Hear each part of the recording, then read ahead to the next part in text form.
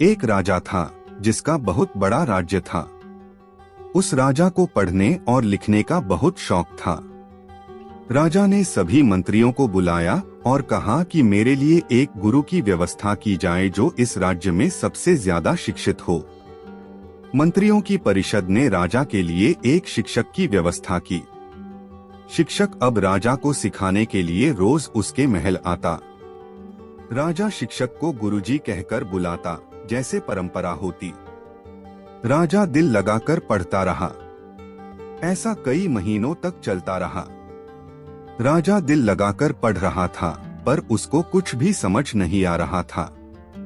यह बात उसने अपने खास मंत्री को बोली कि बात ऐसी है तो मुझे इसका कारण बताओ। मंत्री बोला, राजा जी, यह बात तो मेरी समझ से भी बाहर है। जब आप दिल लगाकर पढ़ रहे हो तो समझ में आना चाहिए।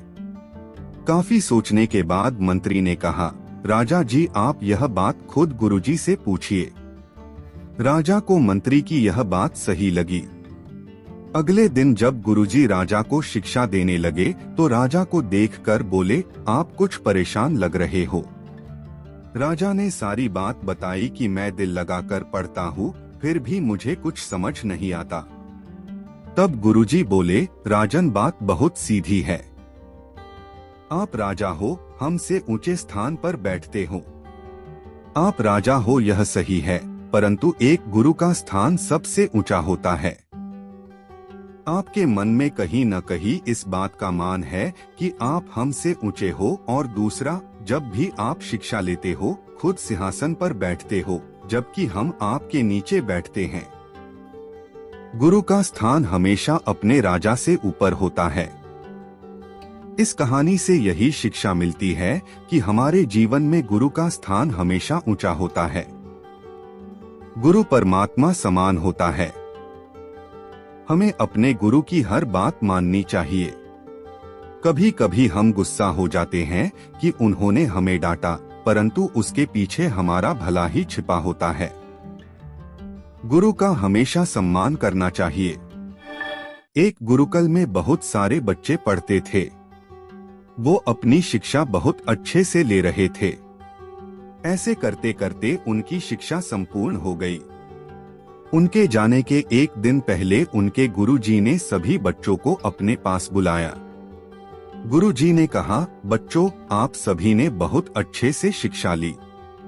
कल आप सबका जाने का दिन है, परंतु मैं चाहता हूं कि आप सब एक अंतिम परीक्षा दें। सभी बच्चों ने एकदम पूछा, कैसी परीक्षा गुरुजी? गुरुजी बोले, बच्चों, परीक्षा बहुत साधारण है। आप सभी को दौड़ लगानी है। यह सुनकर सभी बच्चे बहुत खुश हुए और खुशी खुशी सभी बच्चे दौड़ के लिए मान भी गए। अगले दिन गुरुजी ने समझाया कि बच्चों, आप सभी को एक साथ दौड़ना होगा। इस दौड़ में आपको कूदना भी पड़ सकता है, परंतु घबराना नहीं। आखिर में एक सुरंग आएगी जिसमें आपको बहुत सारे पत्थर भी मिलेंगे। वो आप पर निर्भर करेगा कि आप उस रास्ते को कैसे पार करते हो। दौड़ शुरू हो गई। सभी बच्चे एक साथ दौड़ रहे थे, मगर जब सुरंग आई तो सभी बच्चे अलग अलग हो गए। कहने का मतलब, कोई बच्चा सुरंग से पहले बाहर आया तो कोई बाद में, और कुछ बच्चे तो अभी भी उस सुरंग के अंदर थे। सभी बच्चों के बाहर आने के बाद गुरुजी बोले, बच्चों, कैसी रही आपकी दौड़? कुछ बच्चे बड़ी खुशी से बोले, बहुत अच्छी गुरुजी, और हम ही पहले आए। तभी गुरुजी ने पूछा, ऐसा क्यों हुआ कि कोई पहले आया तो कोई बाद में आया, जबकि रास्ता सबका एक ही था? तभी एक बच्चा खड़ा होकर बोला, गुरुजी, वो पहले तो हम सब एक साथ ही दौड़ रहे थे, परंतु जब सुरंग आई तब हम सब आगे पीछे हो गए। गुरुजी ने पूछा, ऐसा क्यों हुआ? बच्चे ने उत्तर दिया, वो गुरुजी, सुरंग में बहुत अंधेरा था, कुछ भी दिखाई नहीं दे रहा था। वहां पर बहुत से पत्थर भी पड़े थे। कुछ उनको उठा के एक तरफ करने लग गए ताकि उनसे बच के निकला जा सके। कुछ ऐसे ही चले जा रहे थे और कुछ पत्थरों को उठाकर अपनी जेब में डाल रहे थे ताकि किसी और को चोट न लगे। इसी चक्कर में सब आगे पीछे हो गए। अब गुरुजी ने बोलना शुरू किया और कहा, वो बच्चे आगे आ जाएं जिसने वो पत्थर उठाकर अपनी जेब में डाले। वो सब बच्चे आगे आ गए।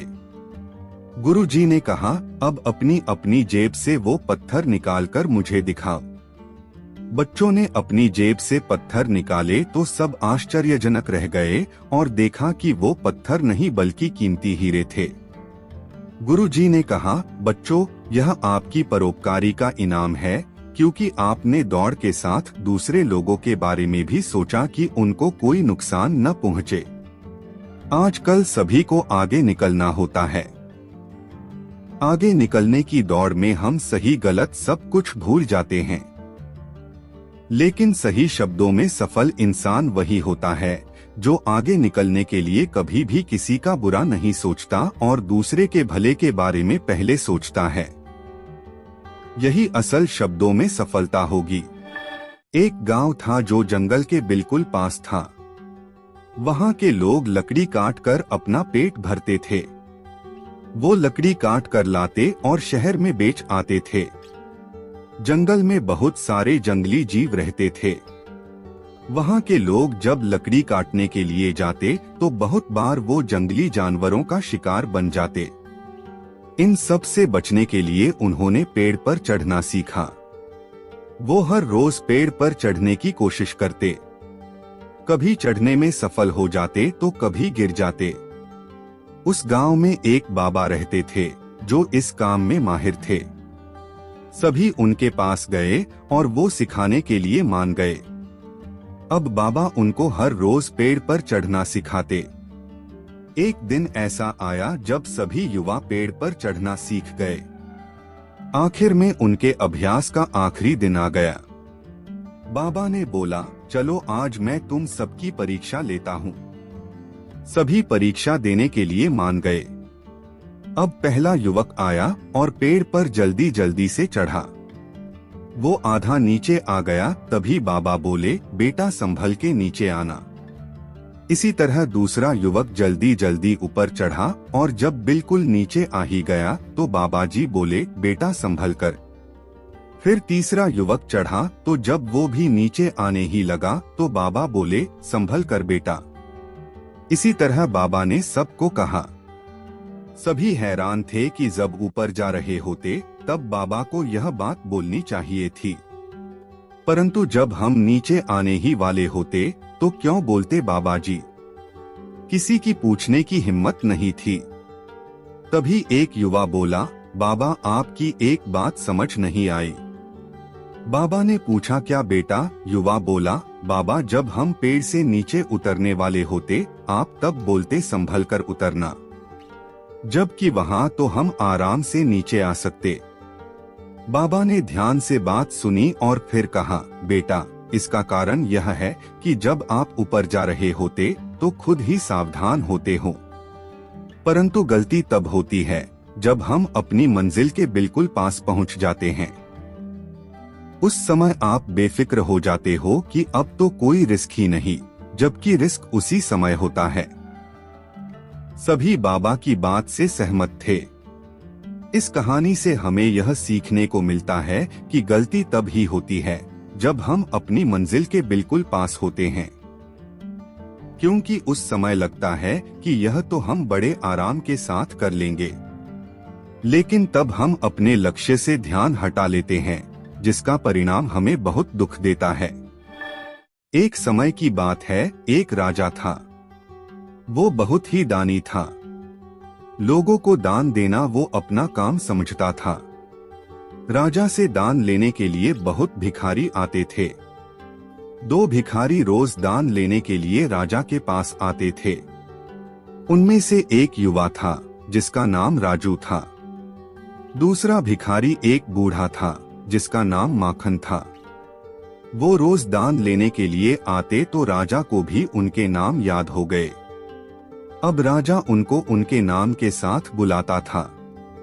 ऐसा करते करते 6 महीने हो गए। राजा जब भी दान देता युवा लड़का जिसका नाम राजू था वो दान लेके बोलता, राजा जी आपका धन्यवाद, आप बहुत दयालु हो। जब भी बूढ़ा आदमी जिसका नाम माखन था राजा से दान लेता तो वो परमात्मा का धन्यवाद करता, बोलता, आप महान हो परमात्मा जो इस गरीब पर कृपा करते हो। राजा सोचता, यह कभी तो मेरा शुक्रिया अदा करेगा। बहुत दिन निकल गए। अब राजा को गुस्सा आने लग गया। राजा सोचता, दान मुझसे लेता है और शुक्रिया परमात्मा का करता है। एक दिन गुस्से में आकर राजा ने उस बूढ़े आदमी से कहा, दान मुझसे लेते हो तो मेरा शुक्रिया करो, परमात्मा का नहीं। बूढ़ा आदमी बोला, राजा जी परमात्मा ही सबको देता है। अब राजा ने सोच लिया कि इसके मुख से अपना शुक्रिया करवा के ही रहेगा। अब राजा रोज ऐसा करता जिससे उस युवा लड़के को ज्यादा धन मिले और उस बूढ़े आदमी को कम। परंतु होता उल्टा ही। एक दिन राजा ने उस युवा लड़के को एक तरबूज दिया और उस बूढ़े आदमी को पैसे। रामू सोचता रहा कि मैं इस तरबूज का क्या करूँगा। उसने वो बेच दिया और पैसे लेकर घर चला गया। दूसरी तरफ वो बूढ़ा आदमी आया और उसने सोचा, चलो तरबूज लेके चलते हैं। उसको वही तरबूज मिला जो राजू बेच के गया था। बूढ़े आदमी ने तरबूज काटा तो उसको अंदर से सोने की खूब सारी मोहरें मिली, जिससे वो अमीर बन गया। अगले दिन राजा ने देखा कि सिर्फ राजू ही भीख के लिए आया है। राजा ने इसका कारण पूछा तो राजू ने बताया कि राजा जी, कल उसने एक तरबूज बाजार से लिया था। काटने पर उसको अंदर से सोने की खूब सारी मोहरें मिली, जिससे वो अमीर बन गया। अब उसको भीख मांगने की जरूरत नहीं। राजा सब कुछ समझ गया। अब राजा की समझ में भी आ गया कि देने वाला परमात्मा ही होता है। उन्होंने ने कोशिश की थी कि राजू अमीर बन जाए, परंतु हर बार उल्टा ही हो जाता। हमें भी यही सीखने को मिलता है कि जो कुछ भी हमें मिलता है वो परमात्मा ही देता है। हमें उसका शुक्रिया अदा करना चाहिए, क्योंकि जो हमें मिला बहुतों को वो भी नहीं मिला। एक बार एक वैज्ञानिक ने शारीरिक बदलाव की क्षमता की जांच के लिए एक शोध किया। शोध में एक मेंढक लिया गया और उसे एक कांच के जार में डाल दिया गया। फिर जार में पानी भरकर उसे गर्म किया जाने लगा। जार में ढक्कन नहीं लगाया गया था ताकि जब पानी का गर्म ताप मेंढक की सहन शक्ति से बाहर हो जाए तो वह कूदकर बाहर आ सके। प्रारंभ में मेंढक शांति से पानी में बैठा रहा। जैसे पानी का तापमान बढ़ना प्रारंभ हुआ, मेंढक में कुछ हलचल सी हुई। उसे समझ में तो आ गया कि वो जिस पानी में बैठा है वो हल्का गर्म सा लग रहा है, लेकिन कूदकर बाहर निकलने के स्थान पर वो अपने शरीर की ऊर्जा बढ़े हुए तापमान से तालमेल बैठाने में लगा। पानी थोड़ा और गर्म हुआ। मेंढक को पहले से अधिक बेचैनी महसूस हुई, लेकिन वह बेचैनी उसकी सहन शक्ति की सीमा के भीतर ही थी। इसलिए वह पानी से बाहर नहीं कूदा, बल्कि अपने शरीर की ऊर्जा उस गर्म पानी से तालमेल बैठाने में लगाने लगा। धीरे धीरे पानी और ज्यादा गर्म होता गया और मेंढक अपने शरीर की अधिक ऊर्जा पानी के बढ़े हुए तापमान से तालमेल बैठाने में लगाता रहा। जब पानी उबलने लगा तो मेंढक की जान पर बन आई। अब उसकी सहन शक्ति जवाब दे चुकी थी। उसने जार से बाहर कूदने के लिए अपने शरीर की शक्ति बटोरी, लेकिन वह पहले ही शरीर की समस्त ऊर्जा धीरे धीरे उबलते पानी से तालमेल बैठाने में लगा चुका था। अब उसके शरीर में जार से बाहर कूदने की ऊर्जा शेष नहीं थी। वह जार से बाहर कूदने में नाकाम रहा और उसी जार में मर गया। यदि समय रहते उसने अपने शरीर की ऊर्जा का प्रयोग जार से बाहर कूदने में किया होता तो वह जीवित होता। हमारे जीवन में भी ऐसा होता है। अक्सर परिस्थितियां विपरीत होने पर हम उसे सुधारने या उससे बाहर निकलने का प्रयास न कर उससे तालमेल बैठाने में लग जाते हैं। हमारी आंख तब खुलती है जब परिस्थितियां बेकाबू हो जाती है और हम पछताते रह जाते हैं कि समय रहते हमने कोई प्रयास क्यों नहीं किया। इसलिए प्रारंभिक अनुभव होते ही परिस्थितियां सुधारने की कार्यवाही प्रारंभ कर दे और जब समझ आ जाए कि अब इन्हें संभालना मुश्किल है तो उससे बाहर निकल जाएं। परिस्थितियों से लड़ना आवश्यक है, लेकिन समय रहते उससे बाहर निकल जाना बुद्धिमानी है। किसी महाद्वीप में हीरों की कई खानों की खोज हो चुकी थी, जहां से बहुतायत में हीरे प्राप्त हुए थे। वहां के एक गांव में रहने वाला किसान अक्सर उन लोगों की कहानियां सुना करता था जिन्होंने हीरों की खान खोजकर अच्छे पैसे कमाए और अमीर बन गए। वह भी हीरे की खान खोजकर अमीर बनना चाहता था। एक दिन अमीर बनने के सपने को साकार करने के लिए उसने अपना खेत बेच दिया और हीरों की खान की खोज में निकल पड़ा। महाद्वीप के लगभग सभी स्थान छान मारने के बाद भी उसे हीरों का कुछ पता नहीं चला। समय गुजरने के साथ उसका मनोबल गिरने लगा। उसे अपना अमीर बनने का सपना टूटता दिखाई देने लगा। वह इतना हताश हो गया कि उसके जीने की तमन्ना ही समाप्त हो गई और एक दिन उसने नदी में कूदकर अपनी जान दे दी। इस दौरान दूसरा किसान, जिसने पहले किसान से उसका खेत खरीदा था, एक दिन उसी खेत के मध्य बहती छोटी नदी पर गया। सहसा उसे नदी के पानी में से एक प्रकाश फूटता दिखाई पड़ा। उसने ध्यान से देखा तो पाया कि नदी के किनारे एक पत्थर पर सूर्य की किरणें पड़ने से वह चमक रहा था। किसान ने झुककर वह पत्थर उठा लिया और घर ले आया। वह एक खूबसूरत पत्थर था। उसने सोचा कि यह सजावट के काम आएगा और उसने उसे घर पर ही सजा लिया। कई दिनों तक वह पत्थर उसके घर पर सजा रहा। एक दिन उसके घर उसका एक मित्र आया। उसने जब वह पत्थर देखा तो हैरान रह गया। उसने किसान से पूछा, मित्र, तुम इस पत्थर की कीमत जानते हो? किसान ने जवाब दिया, नहीं, मेरे ख्याल से ये हीरा है। शायद अब तक खोजे गए हीरों में सबसे बड़ा हीरा, मित्र बोला। किसान के लिए इस बात पर यकीन करना मुश्किल था। उसने अपने मित्र को बताया कि उसे यह पत्थर अपने खेत की नदी के किनारे मिला है। वहां ऐसे और भी पत्थर हो सकते हैं।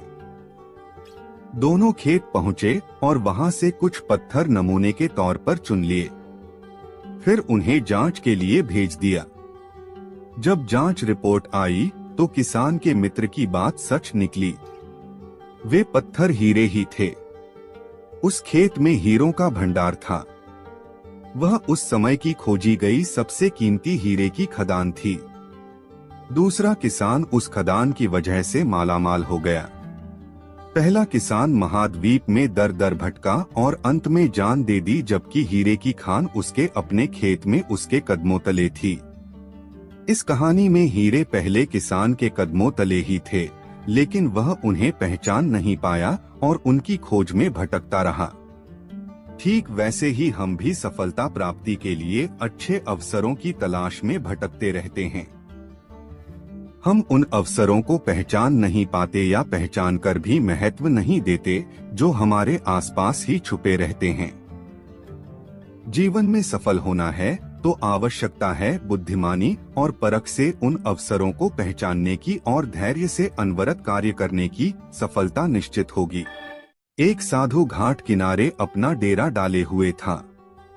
वहाँ वह धुनी रमाकर दिन भर बैठा रहता और बीच बीच में ऊंची आवाज में चिल्लाता, जो चाहोगे सो पाओगे। उस रास्ते से गुजरने वाले लोग उसे पागल समझते थे। वे उसकी बात सुनकर अनुसना कर देते और जो सुनते वे उस पर हंसते थे।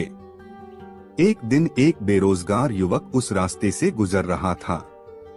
साधु की चिल्लाने की आवाज उसके कानों में भी पड़ी, जो चाहोगे सो पाओगे, जो चाहोगे सो पाओगे। ये वाक्य सुनकर वह युवक साधु के पास आ गया और उससे पूछने लगा, बाबा, आप बहुत देर से जो चाहोगे सो पाओगे चिल्ला रहे हो, क्या आप सच में मुझे वो दे सकते हो जो मैं पाना चाहता हूँ? साधु बोला, हाँ बेटा, लेकिन पहले तुम मुझे ये बताओ कि तुम पाना क्या चाहते हो। बाबा, मैं चाहता हूँ कि एक दिन मैं हीरों का बहुत बड़ा व्यापारी बनूं। क्या आप मेरी ये इच्छा पूरी कर सकते हैं? युवक बोला। बिल्कुल बेटा, मैं तुम्हें एक हीरा और एक मोती देता हूँ, उससे तुम जितने चाहे हीरे मोती बना लेना, साधु बोला। साधु की बात सुनकर युवक की आंखों में आशा की ज्योति चमक उठी। फिर साधु ने उसे अपनी दोनों हथेलियां आगे बढ़ाने को कहा। युवक ने अपनी हथेलियां साधु के सामने कर दी। साधु ने पहले उसकी एक हथेली पर अपना हाथ रखा और बोला, बेटा, ये इस दुनिया का सबसे अनमोल हीरा है। इसे समय कहते हैं। इसे जोर से अपनी मुट्ठी में जकड़ लो। इसके द्वारा तुम जितने चाहे उतने हीरे बना सकते हो। इसे कभी अपने हाथ से निकलने मत देना। फिर साधु ने अपना दूसरा हाथ युवक की दूसरी हथेली पर रखकर कहा, बेटा, ये दुनिया का सबसे कीमती मोती है। इसे धैर्य कहते हैं। जब किसी कार्य में समय लगाने के बाद भी वांछित परिणाम प्राप्त ना हो, तो इस धैर्य नामक मोती को धारण कर लेना। यदि यह मोती तुम्हारे पास है, तो तुम दुनिया में जो चाहो वो हासिल कर सकते हो। युवक ने ध्यान से साधु की बात सुनी और उन्हें धन्यवाद कर वहां से चल पड़ा। उसे सफलता प्राप्ति के 2 गुरु मंत्र मिल गए थे। उसने निश्चय किया कि वह कभी अपना समय व्यर्थ नहीं गंवाएगा और सदा धैर्य से काम लेगा। कुछ समय बाद उसने हीरे के एक बड़े व्यापारी के यहाँ काम करना प्रारंभ किया। कुछ वर्षों तक वह दिल लगाकर व्यवसाय का हर गुर सीखता रहा और एक दिन अपनी मेहनत और लगन से अपना सपना साकार करते हुए हीरे का बहुत बड़ा व्यापारी बना। लक्ष्य प्राप्ति के लिए सदा समय और धैर्य नाम के हीरे मोती अपने साथ रखें। अपना समय कभी व्यर्थ ना जाने दें और कठिन समय में धैर्य का दामन ना छोड़ें। सफलता अवश्य प्राप्त होगी। मछलियां सालों से बहुताओं की प्रिय खाद्य पदार्थ रही हैं। वे इसे अपने भोजन का एक अभिन्न अंग मानते हैं। ताजी मछलियों का स्वाद उन्हें बहुत पसंद है। लेकिन तटों पर मछलियों के अभाव के कारण मछुआरों को समुद्र के बीच जाकर मछलियां पकड़नी पड़ती हैं। शुरुआती दिनों में जब मछुआरे मछलियां पकड़ने बीच समुद्र में जाते, तो वापस आते आते बहुत देर हो जाती और मछलियां बासी हो जाती। यह उनके लिए एक बड़ी समस्या बन गई, क्योंकि लोग बासी मछलियां खरीदने से कतराते थे। इस समस्या का निराकरण मछुआरों ने अपनी बोट में फ्रीजर लगवाकर किया। वे मछलियां पकड़ने के बाद उन्हें फ्रीजर में डाल देते थे। इससे मछलियां लंबे समय तक ताजी बनी रहती थी। लेकिन लोगों ने फ्रीजर में रखी मछलियों का स्वाद पहचान लिया। वे ताजी मछलियों की तरह स्वादिष्ट नहीं लगती थी। लोग उन्हें खास पसंद नहीं करते थे और खरीदना नहीं चाहते थे। मछुआरों के मध्य इस समस्या का हल निकालने के लिए फिर से सोच विचार की प्रक्रिया प्रारंभ हुई। आखिरकार इसका हल भी मिल गया। सभी मछुआरों ने अपनी बोट में फिश टैंक बनवा लिया। मछलियां पकड़ने के बाद वे उन्हें पानी से भरे फिश टैंक में डाल देते। इस तरह वे ताजी मछलियां बाजार तक लाने लगे। लेकिन इसमें भी एक समस्या आ खड़ी हुई। फिश टैंक में मछलियां कुछ देर तक इधर उधर विचरण करती, लेकिन ज्यादा जगह न होने के कारण कुछ देर बाद स्थिर हो जाती। मछुआरे जब किनारे तक पहुंचते तो वे सांस तो ले रही होती थी, लेकिन समुद्री जल में स्वतंत्र विचरण करने वाली मछलियों वाला स्वाद उनमें नहीं होता था। लोग चखकर ये अंतर कर लेते थे। ये मछुआरों के लिए फिर से परेशानी का सबब बन गई। इतनी कोशिश करने के बाद भी समस्या का कोई स्थायी हल नहीं निकल पा रहा था। फिर से उनकी बैठक हुई और सोच विचार प्रारंभ हुआ। सोच विचार कर जो हल निकाला गया, उसके अनुसार मछुआरों ने मछलियां पकड़कर फिश टैंक में डालना जारी रखा, लेकिन साथ में उन्होंने एक छोटी शार्क मछली भी टैंक में डालनी शुरू कर दी। शार्क मछलियां कुछ मछलियों को मारकर खा जाती थी। इस तरह कुछ हानि मछुआरों को जरूर होती थी, लेकिन जो मछलियां किनारे तक पहुंचती थी, उनमें स्फूर्ति और ताजगी बनी रहती थी। ऐसा शार्क मछली के कारण होता था, क्योंकि शार्क मछली के डर से मछलियां पूरे समय अपनी जान बचाने सावधान और चौकन्नी रहती थी।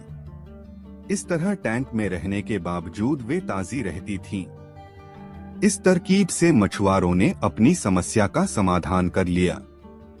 जब तक हमारी जिंदगी में शार्क रूपी चुनौतियां नहीं आती, हमारा जीवन टैंक में पड़ी मछलियों की तरह ही होता है, बेजान और नीरस। हम सांस तो ले रहे होते हैं, लेकिन हम में जिंदादिली नहीं होती। हम बस एक ही रूटीन से बंध कर रह जाते हैं। धीरे धीरे हम इसके इतने आदी हो जाते हैं कि चुनौतियां आने पर बड़ी जल्दी उसके सामने दम तोड़ देते हैं या हार मान जाते हैं।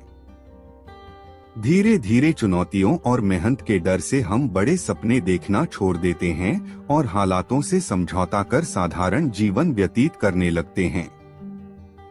यदि जीवन में बड़ी और असाधारण सफलता हासिल करनी है तो बड़े सपने देखने होंगे। सपनों को वास्तविकता में परिवर्तित करने के लिए कड़ी मेहनत करनी होगी। चुनौतियों का सामना करने के लिए खुद को तैयार करना होगा, तभी बड़ी और असाधारण सफलता की प्राप्ति होगी। एक शहर में एक परिश्रमी, ईमानदार और सदाचारी लड़का रहता था। माता पिता, भाई बहन, मित्र, रिश्तेदार सब उसे बहुत प्यार करते थे। सबकी सहायता को तत्पर रहने के कारण पड़ोसी से लेकर सहकर्मी तक उसका सम्मान करते थे। सब कुछ अच्छा था, किंतु जीवन में वह जिस सफलता प्राप्ति का सपना देखा करता था, वह उससे कोसों दूर था। वह दिन रात जी जान लगाकर मेहनत करता, किंतु असफलता ही उसके हाथ लगती। उसका पूरा जीवन ऐसे ही निकल गया और अंत में जीवन चक्र से निकलकर वह कालचक्र में समा गया। चूंकि उसने जीवन में सुकर्म किए थे, इसलिए उसे स्वर्ग की प्राप्ति हुई। देवदूत उसे लेकर स्वर्ग पहुँचे। स्वर्गलोक का अलौकिक सौंदर्य देख वह मंत्रमुग्ध हो गया और देवदूत से बोला, ये कौन सा स्थान है? ये स्वर्गलोक है। तुम्हारे अच्छे कर्म के कारण तुम्हें स्वर्ग में स्थान प्राप्त हुआ है। अब से तुम यहीं रहोगे, देवदूत ने उत्तर दिया। यह सुनकर लड़का खुश हो गया। देवदूत ने उसे वह घर दिखाया जहां उसके रहने की व्यवस्था की गई थी। वह एक आलीशान घर था। इतना आलीशान घर उसने अपने जीवन में कभी नहीं देखा था। देवदूत उसे घर के भीतर लेकर गया और एक एक कर सारे कक्ष दिखाने लगा। सभी कक्ष बहुत सुंदर थे। अंत में वह उसे एक ऐसे कक्ष के पास लेकर गया जिसके सामने स्वप्न कक्ष लिखा हुआ था। जब वे उस कक्ष के अंदर पहुंचे तो लड़का यह देखकर दंग रह गया कि वहां बहुत सारी वस्तुओं के छोटे छोटे प्रतिरूप रखे हुए थे। ये वही वस्तुएं थीं जिन्हें पाने के लिए उसने आजीवन मेहनत की थी, किंतु हासिल नहीं कर पाया था।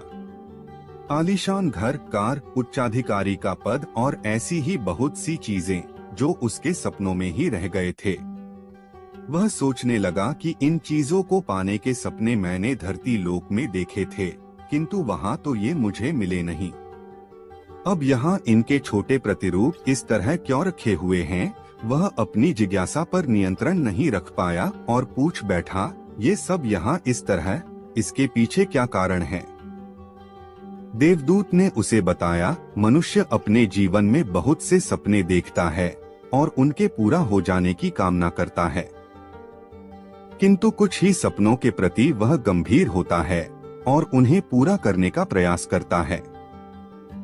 ईश्वर और ब्रह्मांड मनुष्य के हर सपने पूरा करने की तैयारी करते हैं, लेकिन कई बार असफलता प्राप्ति से हताश होकर और कई बार दृढ़ निश्चय की कमी के कारण मनुष्य उस क्षण प्रयास करना छोड़ देता है जब उसके सपने पूरे होने वाले ही होते हैं। उसके वही अधूरे सपने यहाँ प्रतिरूप के रूप में रखे हुए हैं। तुम्हारे सपने भी यहाँ प्रतिरूप के रूप में रखे हैं। तुमने अंत समय तक हार न मानी होती तो उसे अपने जीवन में प्राप्त कर चुके होते। लड़के को अपने जीवन काल में की गई गलती समझ आ गई। किंतु मृत्यु पश्चात अब वह कुछ नहीं कर सकता था। किसी भी सपने को पूर्ण करने की दिशा में काम करने के पूर्व यह दृढ़ निश्चय कर ले कि चाहे कितनी भी मुश्किलें क्यों न आए, चाहे कितनी बार भी असफलता का सामना क्यों न करना पड़े, अपने सपनों को पूरा करने की दिशा में तब तक प्रयास करते रहेंगे जब तक वे पूरे नहीं हो जाते। अन्यथा समय निकल जाने के बाद यह मलाल रह जाएगा कि काश मैंने थोड़ा प्रयास और किया होता। अपने सपनों को अधूरा मत रहने दीजिए। दृढ़ निश्चय और अथक प्रयास से उन्हें हकीकत में तब्दील करके ही दम लीजिए।